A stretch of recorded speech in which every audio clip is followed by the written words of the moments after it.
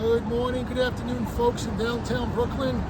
This is Brother Al, November 4th, 2024, one day before Election Day. Let's sum it up.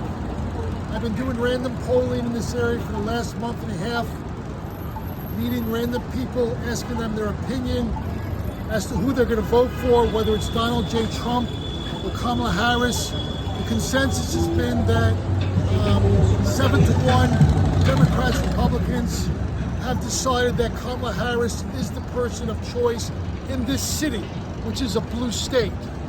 But I'd like to sum it up. I'm not compelled to say or believe that either candidate is on my wheel, Donald Trump or Kamala Harris, because there's a lot at stake. For most of the people that don't know, when they become president, either or, they got a chance to vote for federal judges in many different districts. In fact, there's 94 district courts with 694 judges and 400,000 cases a year.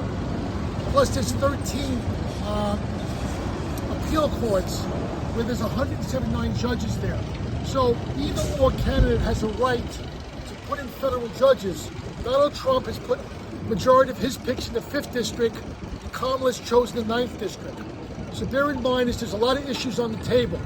There's inflation, there's the economy, there's the crime situation, there's the foreign policy with the wars in Israel, the war in Ukraine, there's homelessness. People have to sort out what is their most valuable platform, why they want to vote for a candidate. I'm undecided right now. I will get a chance to vote tomorrow, and I'm sure I'll know who to vote for. But quite frankly, folks, I'm not happy about either Donald Trump. Some of his rhetoric is fiery, controversial. Kamala Harris basically has not established any kind of legitimate platform to give me an idea where she's going. I believe it's a toss-up in this race. Who knows who's going to win, but I think the key state right now seems to be Pennsylvania, the Keystone State, and the Tar Heel State, North Carolina. Either candidate gets those two states will probably win the Electoral College. And all you need is 270 electoral votes. It's a very close race, I can't predict.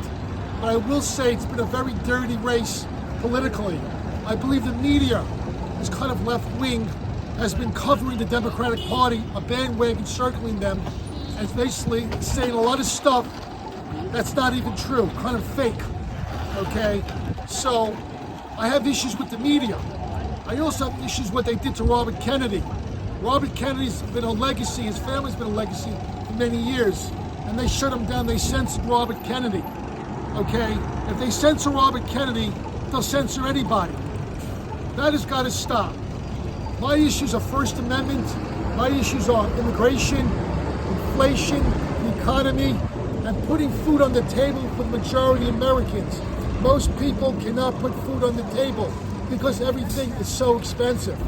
Whose fault it is? Well, I'd have to say who's been running the country the last 3.5 years? It's been Joe Biden and Kamala Harris. Somebody's got to take responsibility.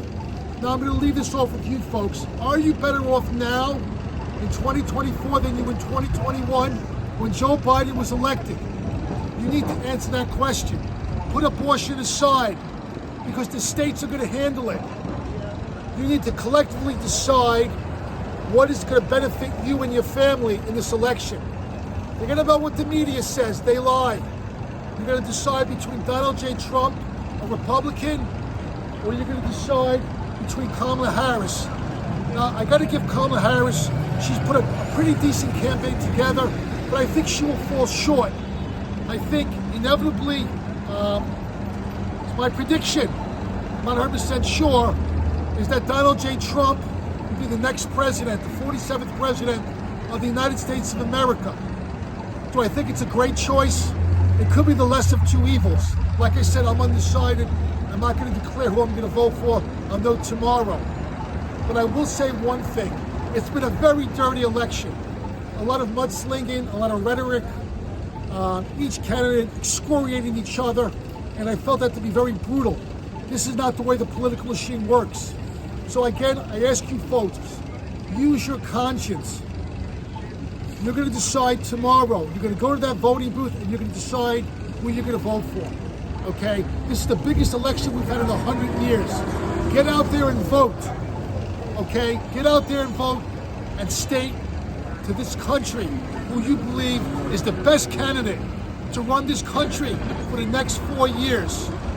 This is Brother Al in downtown Brooklyn, 11/4/2024, giving his opinion, summarizing everything.